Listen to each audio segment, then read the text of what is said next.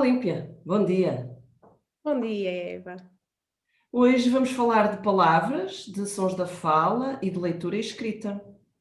Vamos falar da dislexia. O que é a dislexia? Olha, esse tema é um tema que me é muito querido e que me entusiasma, como tu sabes, e acho que de certa forma nos entusiasma aqui às duas, não é? Porque nós volta e meia andamos a discutir sobre dislexia.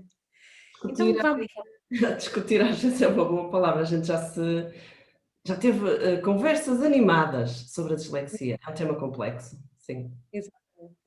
Então falemos de dislexia. Assim de uma forma simples e que também está descrita, dislexia é uma dificuldade de aprendizagem da leitura. Podemos tentar especificar aqui um pouquinho mais, Uhum. e dizer que ela é caracterizada por dificuldades no reconhecimento de palavras, na fluência leitora, ou seja, na forma como nós tentamos ler um pouco mais rápido ou adquirir rapidez na leitura e nas competências ortográficas. Estas fragilidades geralmente estão associadas à componente fonológica da linguagem, ou seja, existe aqui um déficit fonológico ou no processamento fonológico, e se calhar, Eva, aqui para esclarecer um pouquinho, consegues dizer o que é a Fonologia. fonologia? Sim, nós falamos muitas vezes em fonologia, consciência fonológica, competências fonológicas. A fonologia é o estudo dos sons de uma língua. E quando a gente fala em consciência fonológica, é algo um bocadinho mais abstrato, é a capacidade que nós temos para refletir sobre essa estrutura sonora. Quando a gente pede para as crianças dividirem as palavras em sílabas, segmentação silábica, elas têm que ser capazes de perceber que uma palavra, que é um conjunto grande de sons, se pode dividir em sons mais pequenos e ainda mais pequeninos. E a correspondência entre estes sons da fala e a escrita não é direta. Nós não temos um sistema alfabético transparente, porque há sons que são representados por mais do que uma letra e vice-versa, e daí vem a maior parte das dificuldades, e as crianças com dislexia reflete-se, não é? Isto reflete-se quando há esta dificuldade específica. Exatamente. Esta Neste dificuldade persiste ao longo da vida, não é, Olímpia? Exatamente. E é neste, eu só ia acrescentar que é neste déficit fonológico nós podemos então encontrar dificuldades de memória, não é? Nós chamamos de memória fonológica ou memória de trabalho verbal, ou seja, dificuldade em manter e manipular informação, dificuldade em aceder ao nome das coisas, ou seja, a criança ou o jovem até pode ter o vocabulário, mas a rapidez com que faz a nomeação é um pouco frágil. Mas olha, nisso Depois, do vocabulário, desculpa interromper-te, nisso do vocabulário, também já há estudos que mostram que as crianças com dislexia, ao longo do tempo, à medida que vão crescendo ainda em crianças, vão ficando com o vocabulário mais reduzido do que as outras crianças e depois têm dificuldades na compreensão, não só de textos escritos, porque a maior parte do vocabulário novo aparece através de textos escritos. Como têm dificuldades, na leitura, o próprio vocabulário das crianças vai expandindo menos do que o das outras crianças. Por isso isto é uma dificuldade que se vai refletir em muitas outras áreas, escolares e académicas, não é? Porque a leitura e a escrita estão em tudo, estão presentes em tudo, não é? apesar da dificuldade de base poder não ser essa, não é? A questão do próprio vocabulário e da compreensão, mas depois estes déficits fonológicos vão influenciar, sem dúvida, isso, não é? Portanto, sim, sem dúvida. E depois só me faltava falar nas tais tarefas, não é? Que envolvem a identificação, a discriminação, a associação, o dividir os sons, não é? O manipular os sons. Pronto, são crianças que geralmente apresentam muitas fragilidades nestas actividades. Olha, mas muitas crianças e muitas pessoas têm dificuldades. Como é que nós distinguimos alguém que só tem uma dificuldade de, uma pessoa com dislexia? Exato. Ou Eva, na dislexia, as dificuldades neste tal processamento fonológico, não é? Ou nas competências fonológicas, aparecem de uma forma inesperada em relação a outras competências da criança. Ou seja, a criança tem um perfil de competências, mesmo cognitivas, não é? E estas competências fonológicas estão abaixo do esperado. Claro que temos que ter aqui em conta alguns sinais de alerta, que são muito importantes. como por exemplo na infância, a criança pode começar a falar mais tarde, pode apresentar aqui alguma dificuldade em produzir alguns sons, como por exemplo o R e o L, pode ter dificuldade em memorizar algumas palavras, em fazer as tais tarefas de divisão silábica, de rimas, não é? Depois, na idade escolar, temos a lentificação da leitura, não é? Temos muitos erros na leitura e na escrita, temos dificuldades em reconhecer as palavras. Pronto, temos aqui vários sinais de alerta que realmente temos que estar atentos e sensibilizar as pessoas próximas. Sim, basicamente é uma dificuldade, onde a criança não reage, não tem melhorias quando é ensinada, ou seja, a mesma dificuldade persiste, há uma persistência no tipo de dificuldade, porque uma criança sem dificuldades no final do primeiro ano escolar tem que ler fluentemente, não é? Pode hesitar numa ou noutra palavra, dar alguns erros, é normal, mas quando é ensinada ela aprende e deixa de ter essa dificuldade. Falaste na velocidade de leitura. Eu acho, não sei se concordas, que a velocidade da leitura é uma espécie de sintoma, aquilo mostra-nos que há qualquer coisa que está a fazer com que a criança leia tão devagar e de forma tão hesitante, não é? Pronto. E é um sinal importante, os professores deviam estar atentos a isso, sim. Exatamente. A fluência, a precisão de leitura são sinais fortes na dislexia, sem dúvida. Sim. Pronto, nós temos então um miúdo esperto, não é? Para dizer assim de uma forma simples, não é? Do qual seria esperar que fosse fluente na leitura e na escrita, mas surpreendentemente vemos que ele não consegue. Faz trocas, troca letras, troca sons, faz omissões, faz inversões. Nós temos vários tipos de erros. Achas que era importante falarmos assim um bocadinho do tipo de erros que podemos encontrar para as Sim, podemos ver aqui alguns, claro, para as pessoas também se identificarem ou poderem identificar. Pronto, para além, não é, do impacto na velocidade da leitura, temos a pouca precisão leitora, como já falámos, leitura silabada, leitura letra a letra, muita hesitação, aqueles erros decifratórios, ou seja, a criança olha para a palavra e associa a uma semelhante, por exemplo, lá tem a palavra estaria e a criança lê estava. Na escrita surgem trocas entre sons, entre letras, por exemplo, o xg, o fv, o jz, não é? Algumas confusões entre o nhe, o lhe e o x, entre o ão, a, o, til e a m, entre o ou e o on, portanto surgem aqui várias trocas, inversões também, como por exemplo diferenças entre pre e per, para além das omissões e adições de palavras, de sílabas, ou sons ou letras. Portanto, são assim, temos aqui alguns erros mais específicos que nos levam aqui a criar um alerta adicional e a procurar aqui a que persistem, não é? E são erros que persistem. Sim. Exatamente. E muitas vezes as crianças são muito criticadas, muito julgadas, chamadas de preguiçosas, de falta de atenção, precisamente por causa dessa persistência. Eu já te ensinei isto, porque é que não consegues, não é? E os adultos perdem muitas vezes a paciência e as crianças vão se inibindo cada vez mais e depois começam a ler muito baixinho na escola porque têm vergonha de ler em frente aos outros e criam uma resistência muito grande e tornam-se crianças muitas vezes muito inseguras também. Exatamente. E esse comportamento depois não vem potenciar a aprendizagem e Não, o claro, desenvolvimento. porque depois detestam aquilo, não é? A terapia fala, às vezes com estas crianças é difícil por causa disso, porque são tarefas que elas evitam, o mais que podem. Pronto, falaste de alguns sinais de alerta, eu gostava de dizer que é importante não adotar aquela postura do isto vai passar. Há coisas que vão passando, mas depois há outras que elas vão ficando sempre atrasadas em relação às crianças da mesma idade. Aquela se calhar deixam de fazer as tais, ter o tal atraso na fala e já começam a falar com as outras crianças, mas fazem tudo atrasado. E depois estas dificuldades vão se arrastando e vão, tornando a bola de neve cada vez maior e desde pequenininhos, porque estas competências fonológicas, de consciência fonológica, já são coisas que a gente vê em crianças que ainda não sabem ler e escrever, não é? E então que são os tais precursores para a aprendizagem da leitura e da escrita e daí serem muito importantes. E eu acho que ainda há muita desvalorização por parte de educadores, por parte de médicos e os pais confiam nestas pessoas, como é óbvio, não é? E as coisas vão se arrastando até a um ponto em que tudo está muito mais difícil.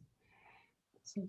Eu acho que já Com 9, 10 anos, uma criança com 9, 10 anos já teve 3 anos de experiências péssimas na leitura e na escrita e não havia necessidade, não é?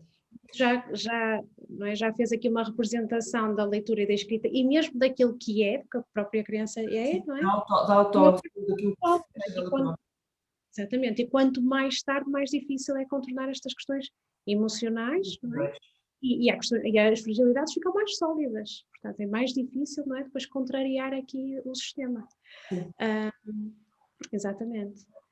Por isso é que o terapeuta da fala aqui é muito importante, não é? Eu É ia-te muito fazer mesmo esta pergunta.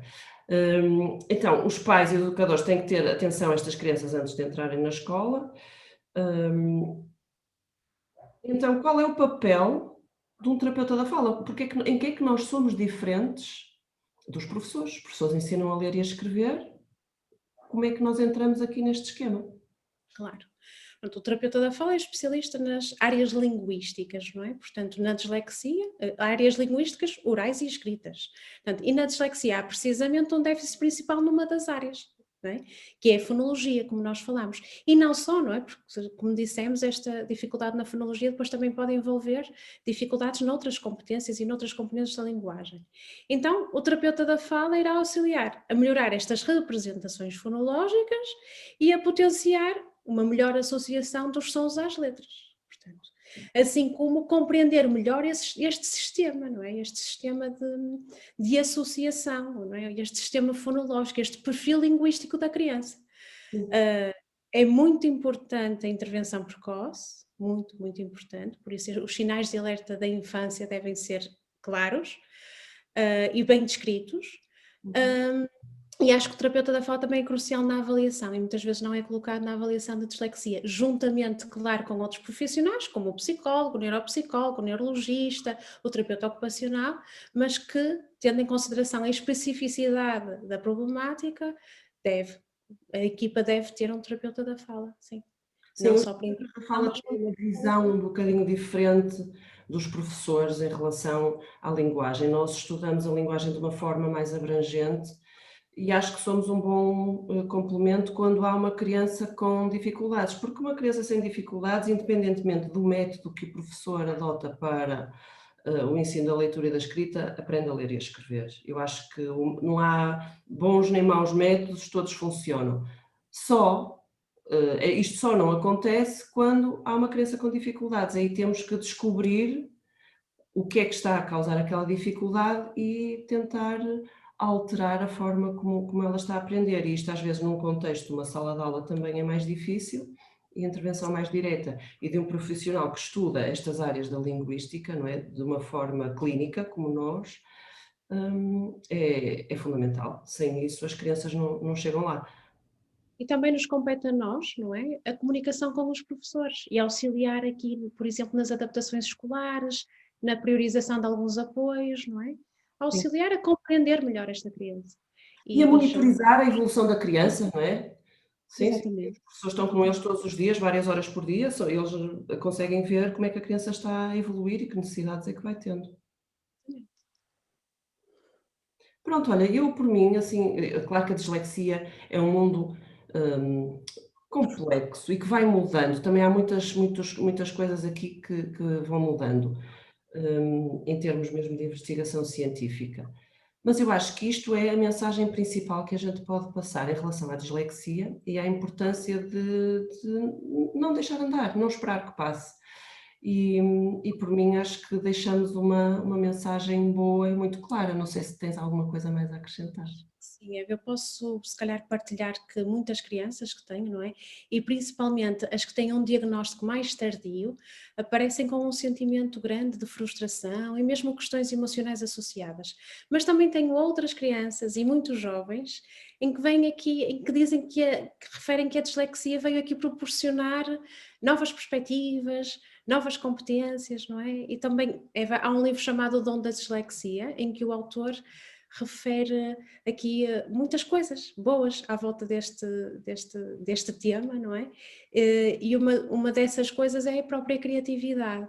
Portanto, eu acho que a dislexia, nós aqui não temos vantagens e desvantagens, não é?